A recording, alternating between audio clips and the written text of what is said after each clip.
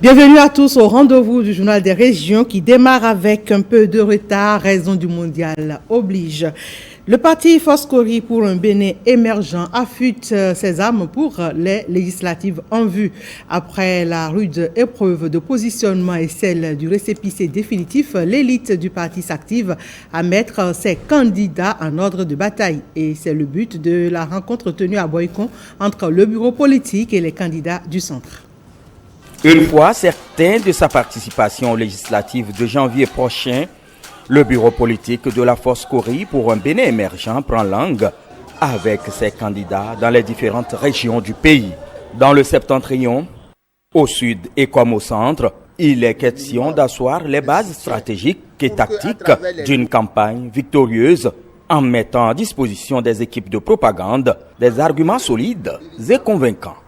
Monsieur le secrétaire exécutif national, je mets à votre disposition les candidats du centre de notre pays pour recevoir de vous les conseils, les consignes, les instructions afin d'assurer à notre formation politique une victoire certaine au soir du 8 janvier 2023. 218 candidats au plan national, dont plus de 25% de femmes et 54% de jeunes. De quoi apporter du sang neuf à l'hémicycle, au dire du secrétaire exécutif national du parti. Nombreux sont ceux qui ont été invités et très peu ont été admis. Je voudrais saluer ce travail de qualité qui a été abattu et qui honore notre parti. Maintenant, vous êtes des candidats.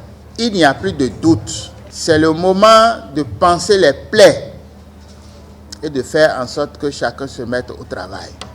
Il faut qu'on avance. Avancer, c'est maîtriser quoi aller dire sur le terrain. Qui êtes-vous concrètement en tant que parti politique? À cette occasion, le programme de législature de la FCBE est parcouru de fond en comble pour la gouverne des candidats. Pendant ce temps, les fidèles de l'église de Pentecôte de Clocondé dans la Donga prient et sensibilisent les populations sur la paix. Une initiative qui vise à lutter contre la violence en période des législatives prochaines au Bénin. Suivons le reportage avec Osenia Deleke et Wenceslas Saroimo. Ces fidèles chrétiens de l'église de Pentecôte, district de Clocondé, sensibilisent et prient ici pour la paix au Bénin. La jeunesse pour un Bénin sans violence et engagée pour la paix. C'est le thème retenu par les initiateurs pour cette grande croisade. C'est une initiative très louable parce que j'ai vu la population très enthousiaste, une population qui est contente d'entendre et d'écouter tout ce que nous leur avons apporté comme message. La cible choisie est la jeunesse, ce qui n'est pas au hasard pour l'atteinte des résultats escomptés de cette initiative, selon les organisateurs.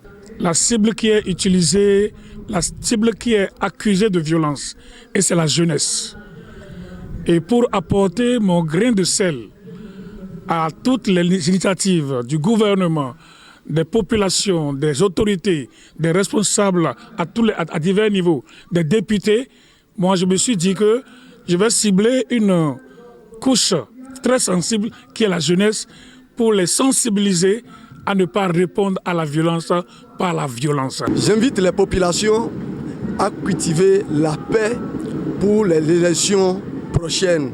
Nous avons été beaucoup touchés par les enseignements qui ont été donnés, surtout aux côtés des jeunes, parce que la jeunesse, c'est elle qui représente ceux qui vont rester demain pour diriger le pays. Cette grande croisade de sensibilisation, de causerie, débat et de prière qui œuvre pour la non-violence au Bénin est à sa première édition.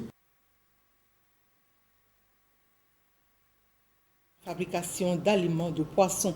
C'est à travers un atelier de formation au projet Songhai à Porto Novo, une initiative du partenariat entre le ministère de l'Agriculture et l'organisation des Nations Unies pour l'alimentation et l'agriculture, FAO, à travers le projet d'appui à l'atténuation des impacts de la COVID-19 dans le secteur agricole et de la sécurité alimentaire et nutritionnelle. Calvador en nous, Nathalie Doris-Olabi pour plus de précisions.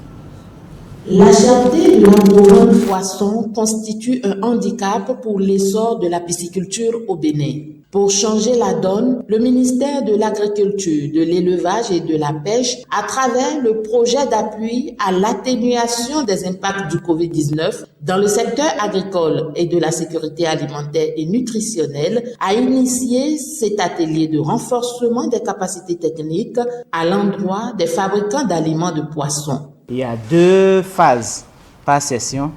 Il y a la phase théorique qui est faite de projection des échanges sur les connaissances des pisciculteurs et une fixation des meilleures approches de fabrication.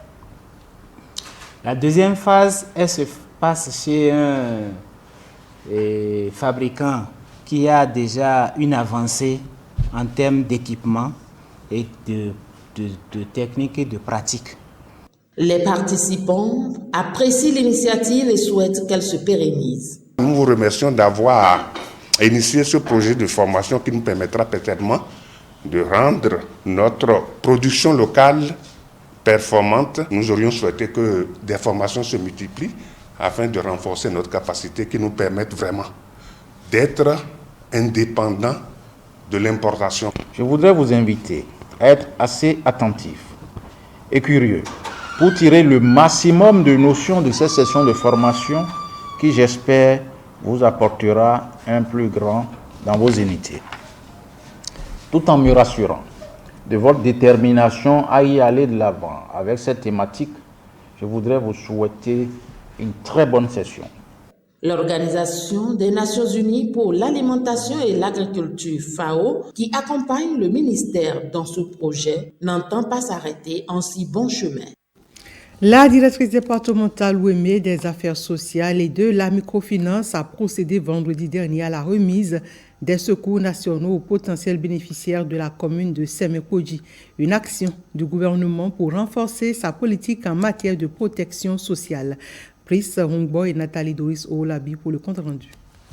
Les secours nationaux constituent l'un des dispositifs mis en place par le ministère des Affaires sociales et de la microfinance pour améliorer les conditions de vie des couches vulnérables. Ce sont des appuis non contributifs et non remboursables accordés aux personnes cibles après un processus qui implique plusieurs acteurs des niveaux national, départemental et communal. Ce processus part de la base, notamment des communes et précisément des CPS.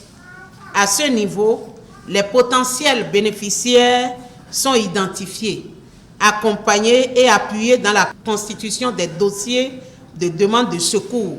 La remise d'appui de ce jour ira à l'endroit de 15 personnes indigentes, 10 personnes âgées, 8 personnes vivant avec le handicap, 6 apprentis cas sociaux seront appuyés dans leur formation professionnelle. Tout en exhortant les bénéficiaires à faire bon usage de ces fonds, le maire de Semekodji s'engage à œuvrer pour que ces appuis s'élargissent au plus grand nombre les années à venir. Je vous exhorte à faire un bon usage de ces fonds et je promets au nom de mon conseil communal que ces appuis seront élargis les années à venir pour impacter plus de bénéficiaires. Pour le compte de l'année 2022, un montant de plus de 18 millions de francs CFA a été alloué pour appuyer 363 bénéficiaires dans tout le département de l'OUEME. Après la dissolution du Fonds des arts et de la culture en Conseil des ministres, une grande rencontre a eu lieu où presque et tous les acteurs du secteur artistique ont pris langue avec leur ministre de tutelle. La question récurrente des dettes du fonds dissous vis-à-vis des acteurs culturels a eu sa réponse de la part du ministre Jean-Michel Abimbola avec le président du Conseil national des artistes. On l'écoute au micro de Patrick Djossou et de Jean Nombimé. La transition du fonds d'aide à la culture au fonds des arts à la culture, il y avait eu des dettes. Et jusqu'à l'heure où nous parlons, ces dettes sont restées impayées.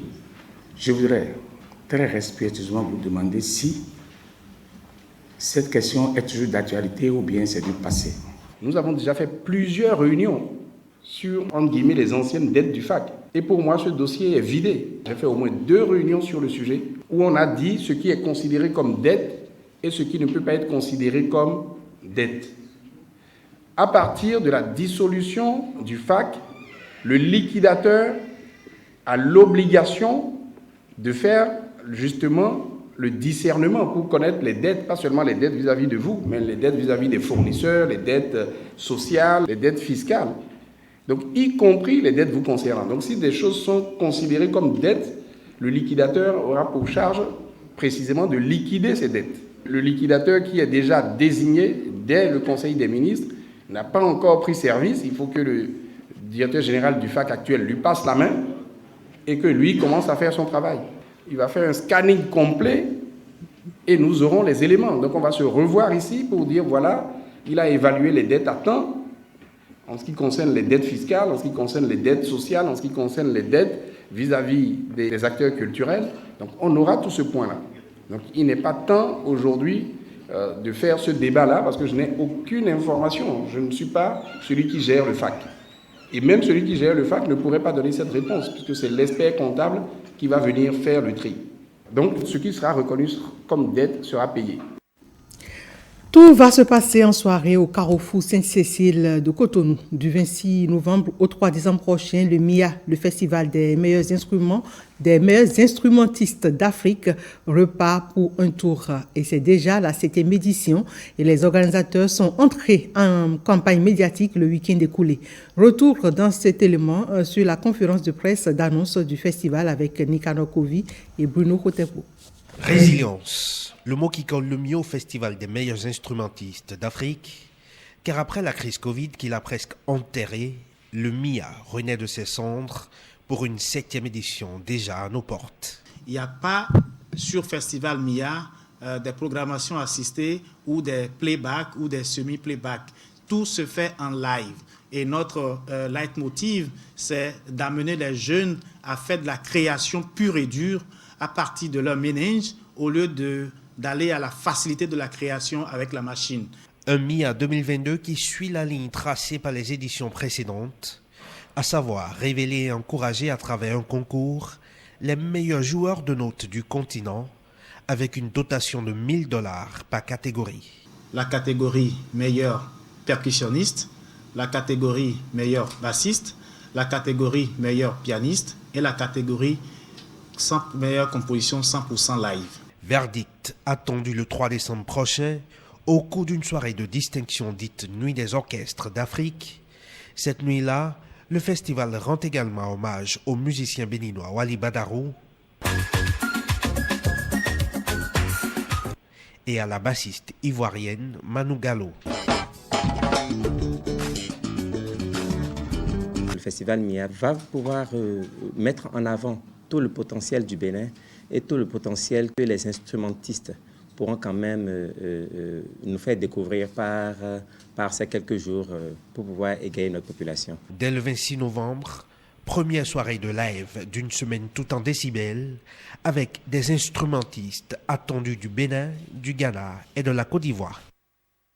La défense de nos valeurs culturelles et cultuelles reste fondamentale dans les principes qu'incarne Daloubé, guérisseur traditionnel et naturothérapeute. Il a organisé dimanche dernier une cérémonie de purification et de consultation de Fa pour la nouvelle année et c'était à Kokotomé. Une cérémonie riche en bénédictions et sacrifices, nous racontent Gilles Dansou et Ramatou Lawani. Le Pwefa, une tradition depuis des années. Implorer les mânes de nos ancêtres pour une nouvelle année apaisée. Des sacrifices avec à chaque étape des significations bien particulières. Le tout converge vers le bonheur. Le signe que le Fa révèle pour 2023 est plein de sens. Le signe qui est sorti pour la consultation que nous avons fait pour cette année, l'année prochaine, c'est Yeku Gouda. Il a expliqué pas mal de choses. Il y aura beaucoup d'accidents. Il y aura beaucoup de noyades. C'est pour cela nous allons faire le sacrifice qu'il faut faire pour pouvoir éloigner ces mauvais esprits. Il y a de bien qui vient aussi. Il y a l'esprit du lait d'Aïdo Wedo qui est sorti dedans. Et le sacrifice qu'il faut le faire pour qu'il y ait la paix dans le pays. Et sur ce, vous allez voir que c'est des dépenses. Des bœufs, des moutons, des poulets, pour épargner le danger. Des prières dites pour toute la nation béninoise et son chef en particulier. C'est notre devoir. Et nous sommes en train de faire ça pour aider notre population. Nous sommes en train de faire ça pour aider notre gouvernement. Donc je prie aussi beaucoup pour notre président, son Excellence Patrice Guillaume Talon, pour qu'il reste en bonne santé, longévité, pour pouvoir diriger le pays dans la paix, dans le succès. Et nous exhortons aussi nos gouvernements qui n'ont qu'à venir à notre aide, parce que c'est des dépenses que nous faisons. Une distinction particulière lui est décernée par une ONG de la place. Aussi, la divinité Legba de Godomé est implorée. Des bénédictions et réjouissances populaires ont mis un terme à cette cérémonie. Fin de ce 19h. Merci à tous de nous avoir suivis.